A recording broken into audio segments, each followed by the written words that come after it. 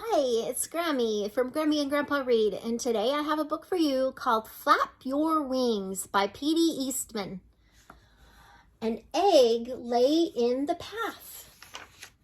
A boy came down the path. He saw the egg and looked around. He saw flamingos and frogs and turtles and alligators. "Whose egg is this?" he called, but nobody answered.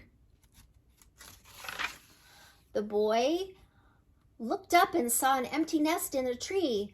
"Here is an egg without a nest," he said, "and there is a nest without an egg." The boy climbed the tree and put the egg in the nest. Then he went away. Mr. and Mrs. Bird came home. They were surprised to find an egg in their nest. "This is not our egg," said Mrs. Bird. "Look how big it is." "But it is an egg. It is our nest," said Mr. Bird. "If this egg is in our nest, you sit on it and keep it warm. It doesn't matter whose egg it is." "All right," said Mrs. Bird, "but I wonder what kind of bird will come out of that egg."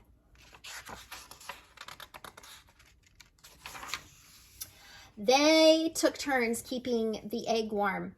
First, Mrs. Bird sat on it, then Mr. Bird sat on it.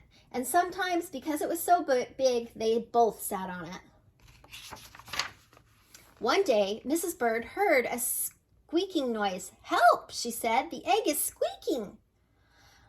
Mr. Bird came back to the nest. He listened to the egg. "The egg is not squeaking," he said. "It's our baby that is squeaking. He is ready to come out of the egg." And Mr. and Mrs. Bird waited. Squeak, squeak, squeak, scratch, scratch, scratch. And there was the baby. Mr. Bird was very excited. "It's Junior," he shouted. "What a beautiful baby."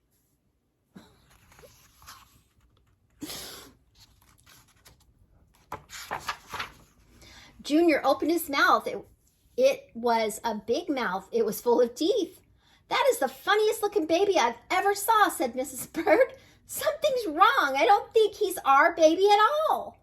"He's in our nest, so he must be ours," said Mr. Bird. "His mouth is open. That means he's hungry. When your baby is hungry, you feed him." Mr. and Mrs. Bird went away to get some food for Junior.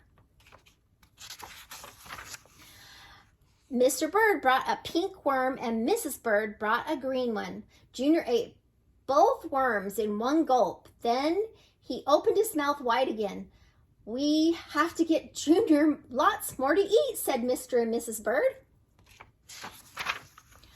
Hour after hour, day after day, they brought food for Junior. Mrs. Bird got berries and cherries. She got butterflies and caterpillars. She got dragonflies and mosquitoes.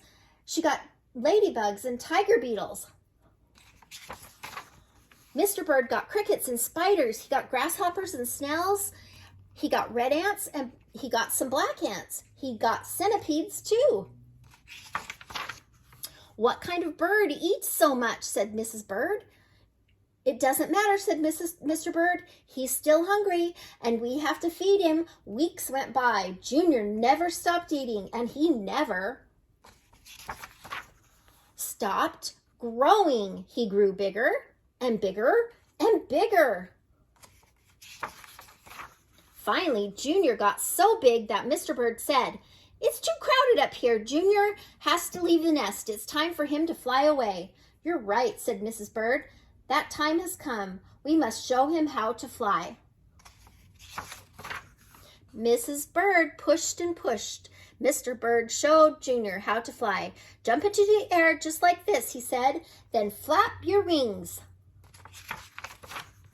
Junior got ready. He took a big deep breath and jumped up, up into the air he went. "Flap your wings," yelled Mrs. Bird. "Flap your wings," yelled Mr. Bird. Junior flapped and flapped, but it didn't do any good. He didn't have any wings. Down, down, down he went Junior, down into the water. Splash! It was cool and wet in the water. It was just right for Junior.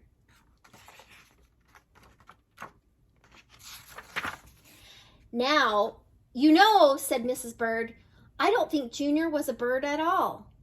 "It doesn't matter," Mr. Bird said. "He's happy now, and just look at him swim. Oh, that's cute. I hope you like this book. Please subscribe to our channel and like the video.